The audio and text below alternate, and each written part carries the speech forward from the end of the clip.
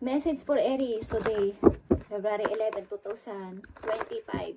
Okay, Aries, para to sa inyo guys. Dapat ninyong gawin. February 11, 2025. Simula sa araw na to guys. Ito ang inyong message sa mga Aries. At mag-ingat kayo sa amang kayong lugar nandoon. Sa kasalukuyan is kayo ay mag-ingat. Okay, Aries. Mga message for you today. Simula sa araw na to. Sa mga Aries na bibigyan ng message today. Ito ang inyong napakahalagang message. Ito man ay paalala o mensahe. Okay.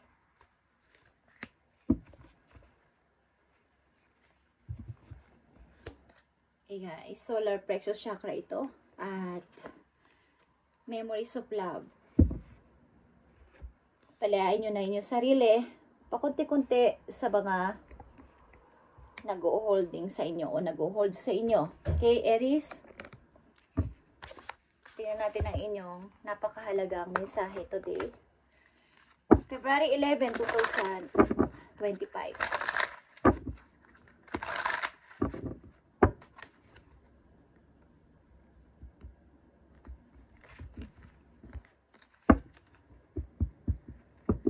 For Aries.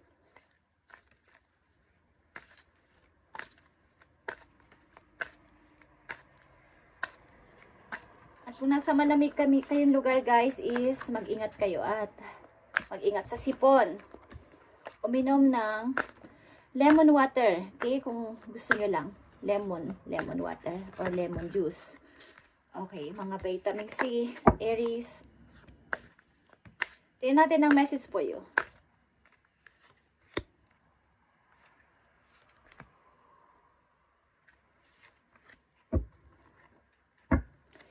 Nandito ang the last judgment, Aries.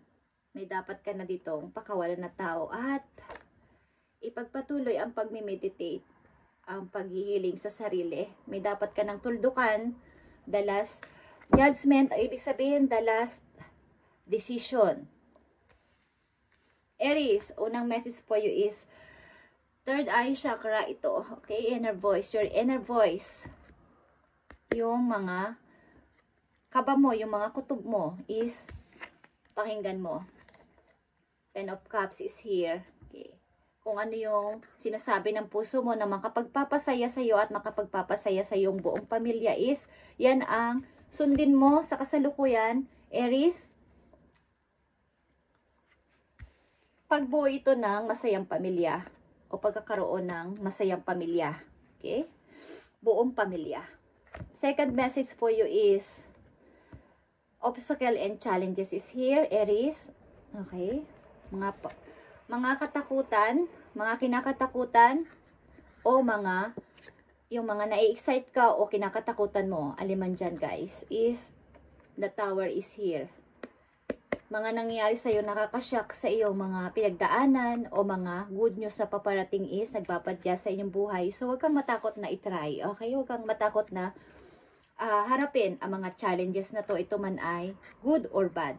Huwag kang matakot sapagkat ito ay may mga paparating sa inyo na mga hindi ine-expect na pangyayari, mga hindi inaasahang pangyayari o mga hindi inaasahang mga news, bad man yan o good, is may mga mangyayari. Pangatlong message for you, Aries, is power, strength ito. Matuto mo talagang pakinggan o alamin o maging aware ka sa iyong inner strength or sa iyong sariling kakayanan, sa iyong sariling power na ikaw ay may kakayanan o may halaga. Aries, at ito ang King of Pentacles. Okay, nandito ang King of Pentacles. Pagtatagumpay sa money, pagtatagumpay sa lahat ng aspeto na yung gagawin sa buhay is kailangan nasa positive kang kaisipan simula sa araw na to na marinig mo at makita mo ang message na to ay piliin mo lang ang alam mo makapagpapasaya at makapagpapaligaya sa'yo simula sa araw na to. Huwag kang matakot sa mga darating at paparating pa lang na mga challenges sa buhay mo, yan man ay good or bad. Kailangan mo tong harapin ng buong tapang, Aries, at huwag kang patalo. Huwag kang patalo o ma-disturb o kumbaga ma-distract sa mga pumipigil sa'yo na huwag kang magpatuloy, Aries. May nagsasabi sa'yo na huwag kang magpatuloy, huwag mo yang gawin o huwag mo yang pagdesisyonan o huwag mo yang piliin is huwag kang magpadala doon sapagkat makinig ka lang sa iyong sariling sa sinasabi ng iyong isip at ng iyong puso. Okay? Nandito yung time na nag-iisip ka ng makabuo o mabuo ang isang pamilya, masayang pamilya, buong pamilya na nagsasama sa isang bubong. Okay. At andito yung challenges, mga challenges na natatakot kang itry o natatakot kang subukan na baka ikaw ay hindi magtagumpay o mabigo ulit is wag yan ang ipasok mo sa iyong isip. Okay? Para sa Aries, bibigyan ng message today, February 11, 2020. 5 is, nandito yung pag-angat mo sa kaperahan sa pamamagitan ng iyong magiging isang creative at paniniwala sa sarili mong talent o sa iyong skills. Okay, at nandito din ang 6 of Cups. Ang ilan sa inyo ay may naaalalang anak, okay, or may gustong makitang isa ninyong mahal sa buhay na malayo sa inyo. Maaaring ito ay inyong anak. Okay. Tingnan natin. Nakita nyo ang The Sun, Aries. Ito ang iyong happiness. Like I said, ang bumuo at makabuo ng sariling pamilya. Ito ay positive na message for you, Aries, na The Sun is your happiness. Na kailangan mo itong pakinggan sa iyong puso. The third eye chakra is maging aware kayo sa sinasabi ng inyong heart, ng inyong isip, na ito yung gusto kong tao, ito yung gusto kong pamilya, at masaya, buong pamilya. Ito yung iyong happiness o kaligayahan. Okay, Aries. Okay, the Fool is here. Ibig sabihin nito, like I said, may mga good and bad na papating sa inyo at huwag kang matakot na itry. Pagamat unknown ka sa next step mo is, kailangan mong mag-start sa zero, Aries. Ito ay yung energy at may loyal ka ditong friend na tutulungan ka any situation sa buhay mo. Mapa good and bad na situation ka man sa iyong kasalukuyan o sa gagawin mo ay susubaybayan at aadbasahin ka ng tao na to. Tutulungan ka, susuportahan ka. Yan man ay kaibigan o karelasyon nyo is any bad or good na papating sa buhay ninyo, ang tao na to ay naka-support sa inyo. Okay, ikaw ay maaaring urong-sulong sa pag-decide, but kailangan mong itry. Kailangan mong itry o misstep at huwag kang matakot. Okay? Yan man ay magtagumpay ka man o hindi, kailangan mong itry ang mag-restart o mag-start sa buhay. Aries. Nandito ang 5 of Swords. Kailangan mo ditong gawin ay tanggalin ang tanikala sa iyong mga kamay at paa kung ikaw ay nag-holding back pa sa nakaraan at iwanan ng mga tao nagpapasakit o nagbigay ng kahirapan sa iyong buhay. At harapin mo ang iyong sariling, maging aware ka sa iyong sariling kakayanan at kahalagahan sa buhay na kailangan mong magtagumpay. King of Pentacles and the Strength is here, is kailangan mong tanggalin ang mga taong kahit magsakripisyo ka pa ay tanggalin ang mga tao nagpapahirap sa iyo at nagbigay ng masasakit na alaala sa iyong buhay, ay kailangan mo itong gawin para sa ikakaunlad mo sa near future at lalo na kung kayo ay may mga anak. May namimiss kayo sa malayo na inyong mahal sa buhay. Maaaring ito ay inyong anak na babae. Okay? Ang ilan sa inyo ay maaaring elementary, something, 7 or 8. May anak kayo, ilan sa inyo?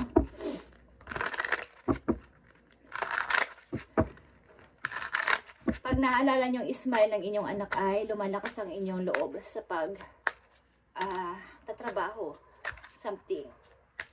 Okay, Aries, tingnan natin ang payo sa inyo dito. Guys, unti-unti yun nang i-let go ang mga past na to, ang mga memories na to sa inyong nakaraan. At mag-start. Nandito ang the Fool. Kailangan nyo mag-start. Kahit unknown ang inyong next step is Nakatakda ang mga Aries na nandito sa reading na to na kayo ay maging masaya sa buhay at magkaroon ng masayang pamilya. Okay, Aries, February 11, 2025, payo sa inyo. Andito ang spider, okay? Manifestation, ibig sabihin, i-manifest nyo any na inyong gusto mangyari sa inyong sitwasyon is i-manifest ninyo. You wave your web, okay? You wave your web in life. Ikaw ang nagtatahi o ikaw ang gumagawa ng iyong sarili, okay? Sa sarili mong bagong pag-i-start, bagong journey sa buhay, ikaw yung gumagawa, ikaw yung nagtatahi, okay? Ang mga spider, yung mga gagamba, sila yung gumagawa ng sarili lang bahay, okay? At sinasabi ko sa inyo, kayo ay talented, katulad ng spider. Nakita nyo kung paano nila gawin yung ginagamitan ng kanilang sapot. Napakaganda. What you see before you is the result of your thoughts.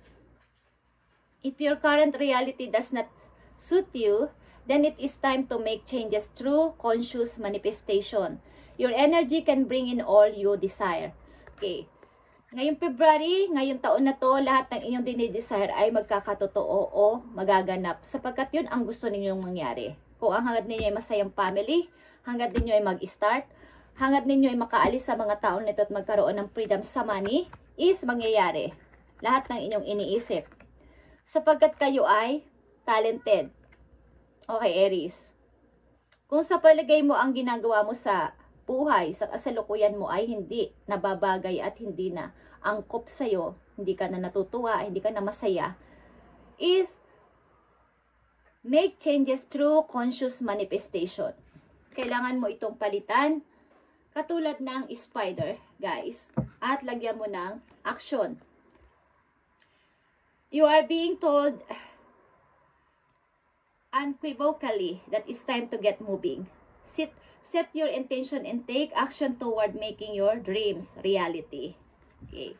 Kumbaga, kung hanggang plan lang at hindi ka, katulad nito, hanggang plan lang at paurong-sulong ka sa iyong plano, hindi ito magkakatotoo, Aries. Kailangan dito ay action and i-manifest mo na ang iyong dream ay magiging reality in the near future.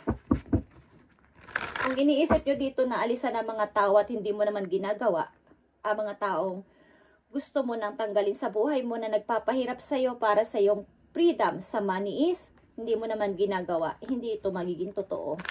Okay? At dito sa paghahangad ng sariling pamilya at masayang pamilya, buong pamilya, bagong pamilya, kung hindi mo naman ginagawa at hindi ka gumagawa ng aksyon, hindi ka papunta sa pagiging masaya o hindi ka sasaya. Okay. Ikaw yung tumatahi ng sarili mong mangyayari sa buhay, sapagkat lahat ng iyong gugustuhin simula sa araw na ito ay magkakatotoo. Kung sa palagay mo ay hindi na dapat o hindi na nararapat ang ginagawa mo sa kasalukuyan, magpalit ka ng iyong mga ginagawa everyday. Palitan mo ng pakunti-kunti ang mga kumbaga alternative. Kahit sa iba't ibang luto ng ulam, guys, kahit pari-pariho pang sabihing adobo or ano man yan, may mga iba't ibang sangkap na nilalagay ang mga tagapagluto dyan. Kaya sasabihin nila yung luto ni ganito, iba yung lasa. Pero adobo pa rin yun. Ibig sabihin, iba-iba yung nilalagay na ingredients or pampalasa. Mayroong gumagamit ng ganito o ganyan na hindi alam ng ibang chef. So, iba't ibang technique. Kailangan mong mag-isip o mag-iba kung hindi mo na nagugustuhan ang yung kasalukuyang ginagawa. Okay, Aries. Tingnan natin ang message for you. Dito, dalawang message. Paalala man to o mensahe sa inyo. Okay, guys. Tanggapin ninyo ang inaalok ng isang tao na magandang opportunity. Maging ito man ay hindi maganda sa paningin ng iba o hinuhusgahan kayo dito ay ito yung para sa inyo. Ano magpakialam nila sa inyo. Okay? Yan ay para sa inyong ikakaunlad. Huwag nyo silang isipin. Hindi mo sila makakasama Nakakasama niyo sila siguro sa ganda ng buhay. Pero pag kayo ay nag-down na at nawalan na, hindi niyo na sila mahahagilap. Okay? So, tanggapin niyo ang maybe ang inaalok ng isang person para hindi na kayo humingi ng favor sa iba at maghirap. Or, ulit-ulit na i-reject ng ibang tao, lalo na sa pera. Okay, Aries? Nakita nyo ang Ten of Wands and the World. Okay, kayo ay magta-travel o nasa travel na. Dalhin nyo ang kaya nyong dalhin na bagahe. Okay? At iwan ang mga nagpapabigat sa inyong buhay. At kayo ay i-manifest ninyo ang gusto nyong mangyari. I-fix ang sarili. Linisin ang sarili. Mag-cleansing. Linisin at alisin ang mga taong wala na o hindi na nagpapaganda ng takbo ng inyong buhay. Nagpapabigat sa inyong paglago sa buhay, lalo na sa pera. Okay, nandito ang lahat ng Ace sa inyong palibot, guys. Ang kulang na nandito ay i-manifest nyo to at mag-isip ng anong mga strategy at technique like this. Okay? Gamitin niyo ang inyong inner strength dito at uunlad kayo sa kaperahan, guys. Maghanap kayo ng alternative approach, guys, at makinig sa advice ng ibang tao at dalhin lang ang kayang dalhin. Ibaba na tong mga to at hindi nyo yan kaya. Guys, okay.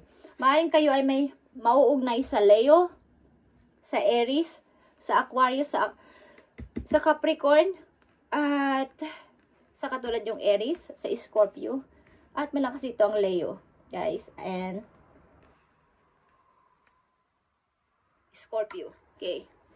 Aries, ito inyong message ngayong February 11 at mag-ingat kayo kung saan kayo lugar nandoon at gayahin mo ang spider na siya yung gumagawa at nag-iisip kung paano niya mapapaganda ang kanyang, yung pag-wave ng kanyang sapot. Okay. At napaka-talented nyo. Sinasabi ko yan. Talentado kayo, guys. Meron kayo mga iba't ibang idea na hindi kaya ng ibang tao. Hindi kaya ng ibang energy. Kay Aries. At kayo din ang una. Kayo ang una sa zodiac sign, guys. Kaya huwag kayong patalo sa any obstacle o any paparating na problema sa inyong buhay. At i-manifest mo tong pag-ibig na to, ang pamilya na to, sapagkat ito yung happiness mo. Ito yung kaligayahan mo. At lumabas na ang dasan sa inyong reading at the world. Okay, guys. Ang ilan sa inyo yung nag-iisip din. Nagpaplano din na bumiyahe o umuwi before Christmas. Okay. Thank you, Aries, and God bless sa inyong lahat, guys.